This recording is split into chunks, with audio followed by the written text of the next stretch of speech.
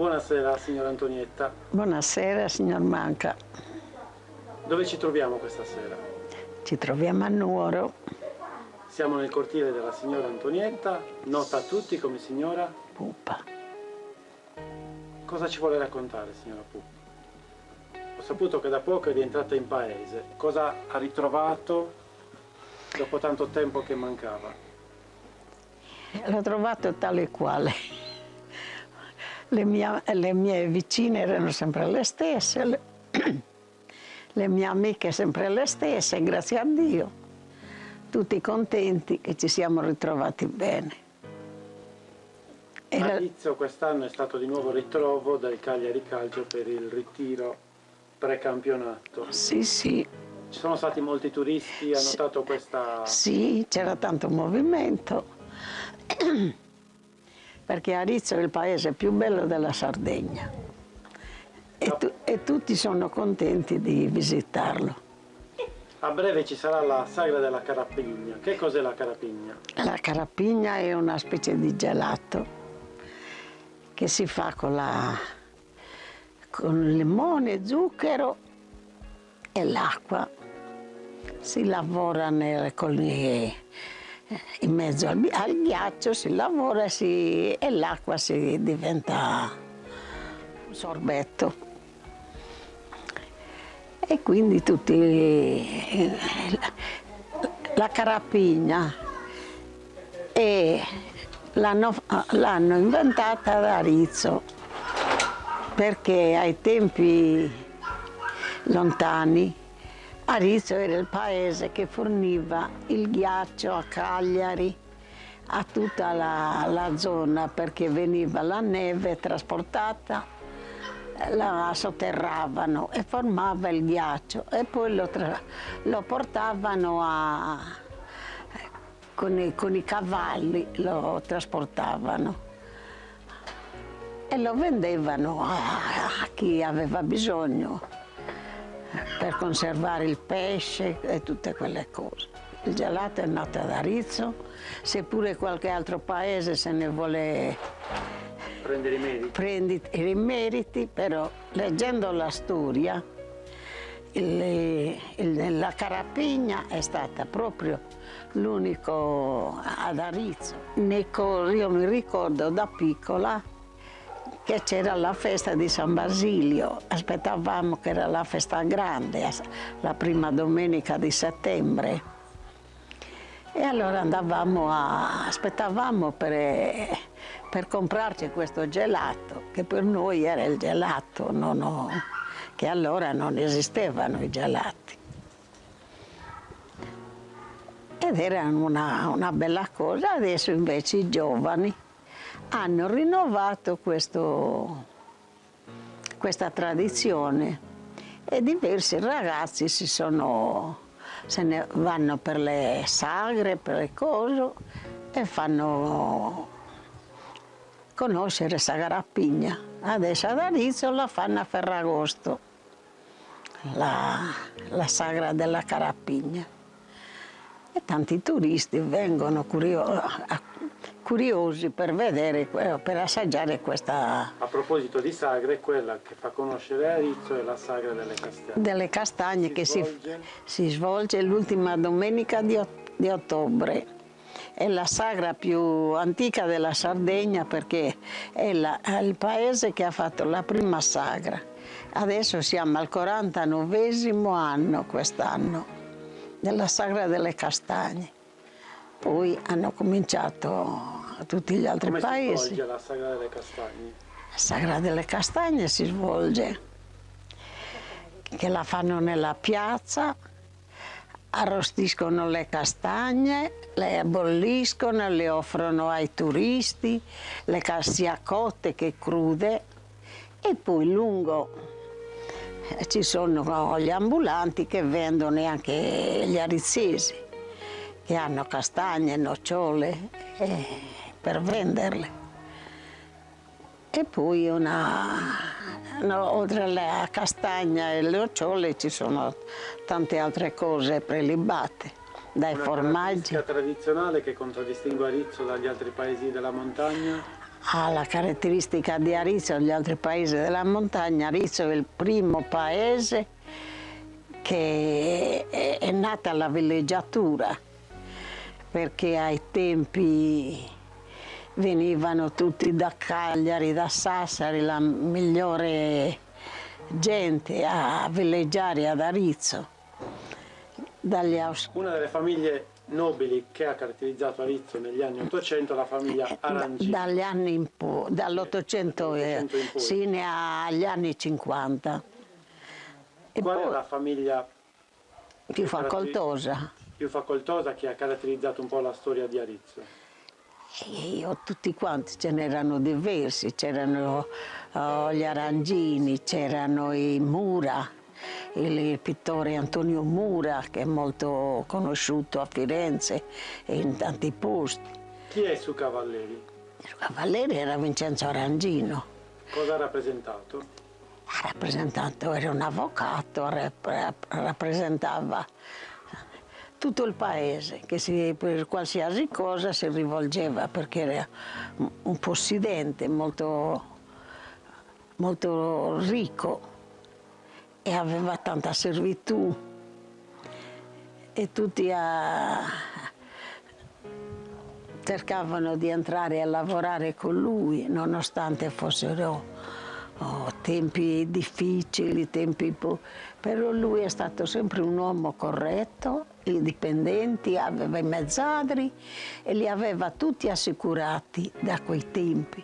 Difatti, dopo che sono andati in pensione, diciamo, a riposo, che gli è arrivato il libretto della pensione, non ci credevano che loro erano assicurati, e tutti hanno ammirato che era una persona bravissima. Poi negli anni 50 ha caratterizzato la storia di questa famiglia. Negli anni 50 è stata hanno cercato di sequestrarlo. Era in una cena a Tonara, a casa di amici, poi all'uscita di Tonara hanno cercato di sequestrarlo, non a lui ma al figlio.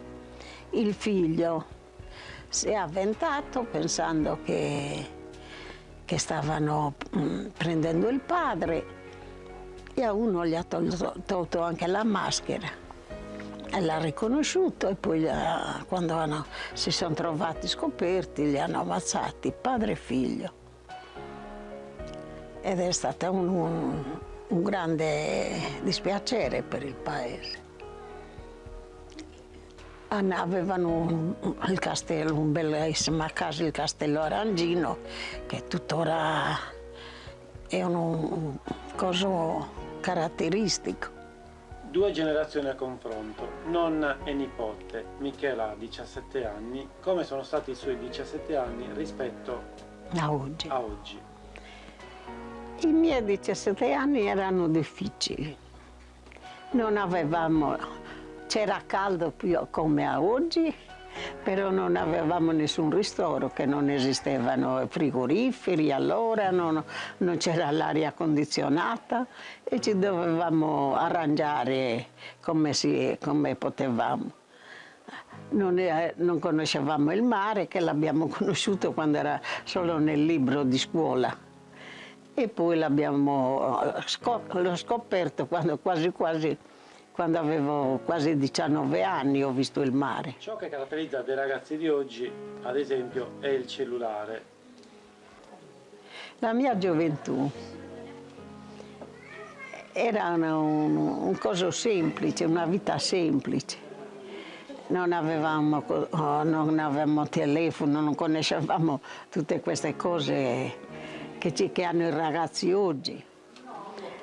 Magari andavamo a fare la passeggiata al pomeriggio, si usciva tra amici, molte volte si organizzavano i balli, andavamo anche a ballare, e quello era lo svago. Poi hanno messo la sala cinematografica e andavamo, non sempre, qualche volta anche a vedere i film.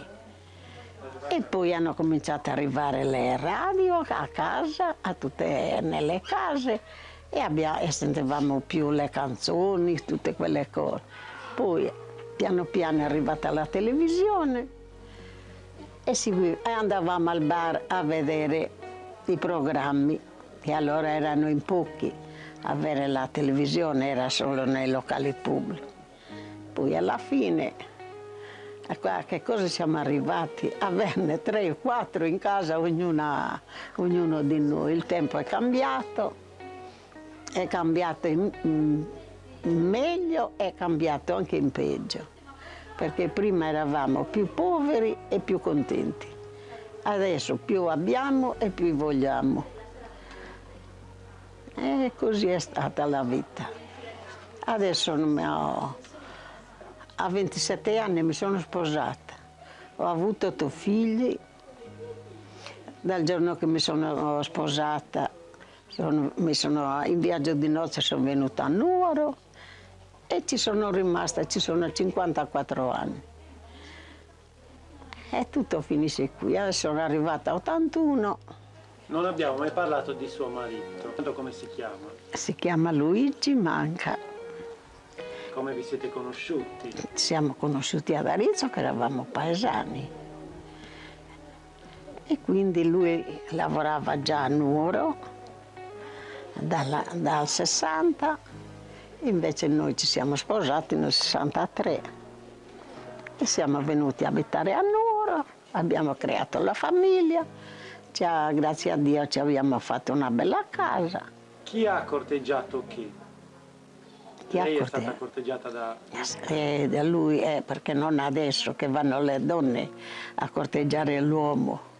Invece prima aspettavamo l'uomo a corteggiare. Come ha corteggiato? E come mi ha corteggiato? Si veniva, si cercava di uscire insieme, di parlare, di fare le passeggiate tra amiche e poi magari si parlava e poi piano piano ci siamo messi insieme. Il matrimonio come è avvenuto? Il fidanzamento è stato solo di 8 mesi, dopo 8 mesi ci siamo sposati. Il matrimonio è venuto come si usava allora. Si festeggiava, non si andava ai ristoranti, si organizzava nelle case, nei locali. E quindi tutto lì. Finita la cena, il pranzo, la cena. Ci siamo sposati ad Arezzo? Ci siamo sposati ad Arezzo. Quale chiesa? San Michele Arcangelo. La chiesa principale del paese. La chiesa principale del Si paese. ricorda il parroco chi era? Era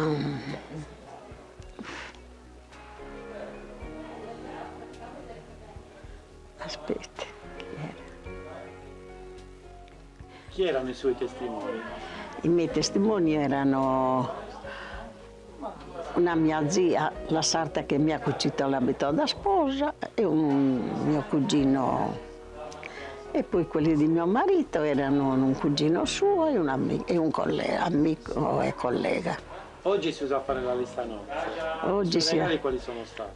I regali sono stati a chi regalava una pentola, a chi 6 bicchieri, queste cose del genere. Non c'erano gli sfarzi di adesso a regalare tante cose, anche i soldi allora erano pochi.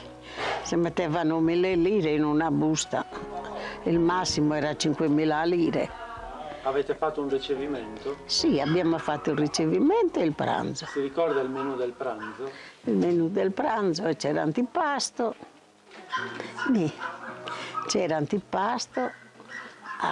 la pasta, la carne, la carne, poi c'erano tante cose, io neanche mi ricordo. Vuole dire qualcosa per concludere? Cosa voglio dire? Voglio dire se sono arrivata a 81 anni, un po' acciaccata, ma si va avanti. E auguro a tutti, ai miei figli, almeno di arrivare a superare la mia età e che siano d'accordo con le famiglie, di arrivare al traguardo di matrimonio come sono arrivata io, altro non posso dire. Finito.